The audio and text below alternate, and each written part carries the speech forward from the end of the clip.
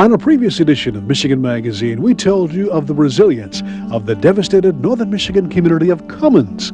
The community, nestled in rural northeastern lower Michigan in Oscoda County, experienced a devastating tornado on July 3, 1999. Since then, the community has rapidly rebuilt the post office, local township buildings, and of course, with help from other parts of Michigan, the Midwest, and Canada, the area Mennonite Church, which was completely destroyed, was totally rebuilt with the assistance of the Mennonite Disaster Relief Agency. With their coordination, churches and congregations of all faiths came together for an old-fashioned church raising. What a heartwarming sight it was. Reconstruction of the village is nearly complete, and with it will come a new historical park located next to and to include the old Caboose Museum. Plans are coming together slowly but surely so that the community will have a piece of beauty and inspiration to preserve the past with its memories dedicated to assuring the future of Comins. One highlight of the park will be a bronze bust of one of the many local pioneers, Ferdinand Stutesman, who saw Comins for all its potential and northern Michigan as one of the best places on God's green earth to raise a family and to prosper through hard work and faith. Along with the bust will be a plaque describing some of the many inspirational accomplishments of Ferdinand. The park and bust are the direct result of local arts groups coming together and working in harmony, envisioning the project as a perfect example of the community's perseverance in the wake of tragedy. Michigan Magazine found the process a fascinating one, a bit of history itself. We saw the plans come together in obtaining the necessary funding through a state grant and coordinating construction, along with acquiring architects and artists.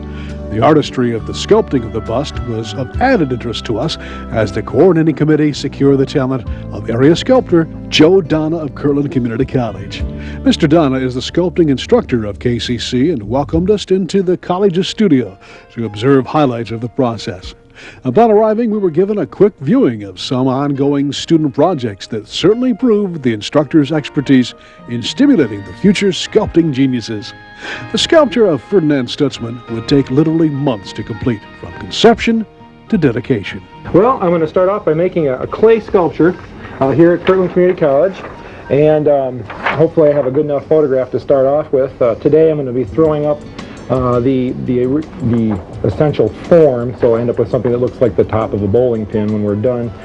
Then throughout the weeks to come, I'll be going back and adding more detail and ending up with a very accurate clay duplicate of the photograph here.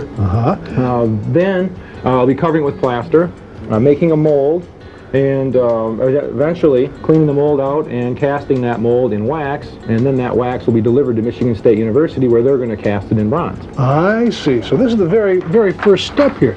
What are you going to be doing as far, what's the next step here? You put these on a computer to get to the dimensions correct, or how do you do that? What's the process? The picture that I was furnished had been copied several times, and it looked like it had gone through many generations of printing and recopying.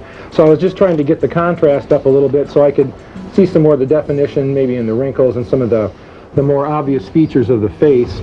They give me something to work on as far as more or less blocking in the sculpture, and then hopefully as the project progresses I'll be able to get some better photographs, maybe a color photograph, I'm not sure, or I don't think that a color photograph would exist. I'm not sure about that either. But I'll end up with hopefully some better photographs, and I'll get more of the details of maybe some different positions or different side views and things like that. But, a little bit about your history, your background, Joe. How did you get in the world of sculpting? Well, I've been teaching here at Kirtland Community College now for, 13 or 14 years. I came from Michigan State, and I had started teaching a sculpture class here years ago. I always liked working with my hands. I've always liked building things and working on cars and working on tractors and building furniture and a lot of ceramic things. I've built kilns and have a real large ceramic kiln in Gladwin County that I've worked with ever since I was in college.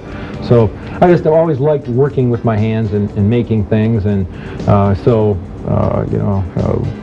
I just really enjoy putting things together, and this is just a nice, fun process for me. So it's going to be an exciting one for the community of Comins also.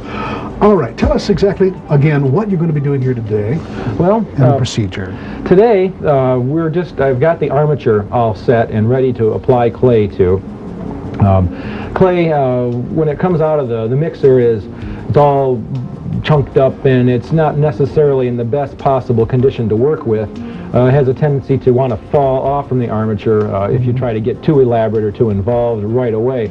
So what I'm going to do is I'm going to put together a kind of a, I guess just a blank or just a bowling pin, top of the bowling pin type shape, just to let the clay set for a day or two. It'll have a chance to kind of adhere to itself and not really set up like concrete, but get a little stiffer.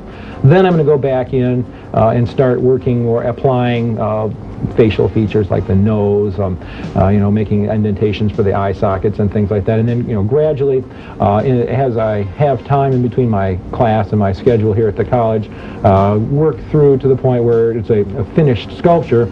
At that point, I will cover it in plaster, make a mold, and once the mold is made, open the mold up, take the clay out, put the mold back together again, and fill the mold with wax, and I'll end up with a wax duplicate of what I once had in clay.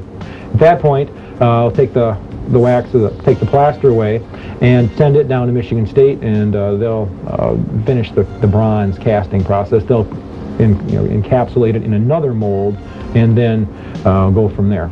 All right. So,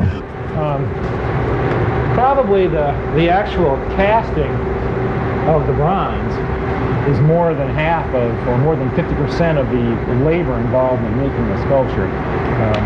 And although there's definitely an art to it.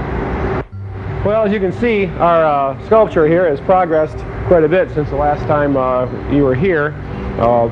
I threw up the initial form, let the clay set and get a little stiff so it would stick in place, and got a hold of some better pictures, some side shots, and some different angles of the face, and I was able to determine some of the shapes of the cheeks and the back of the hairline and how his jacket fit around the back of his neck.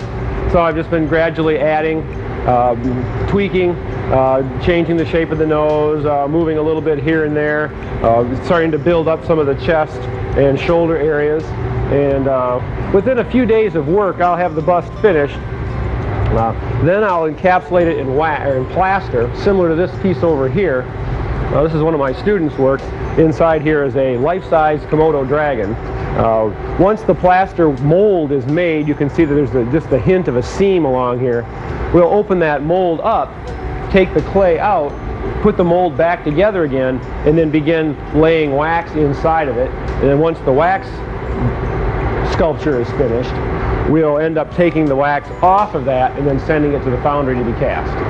We've got one phase here, the clay, another phase would be the mold, third phase would be the wax, and then the fourth phase, of course, would be was actually casting it at the foundry. And there's one more phase in there once it gets to the foundry of making yet another mold around the wax and then burning that mold out for what's called the lost wax process, which is a real very popular, the way to cast bronze, I guess. So. Well, from the artistry of sculptor Joe Donna, the project progressed according to plan, except for the fact that instead of MSU, the final casting phases were assigned to Alchemist and Ty in Kalamazoo.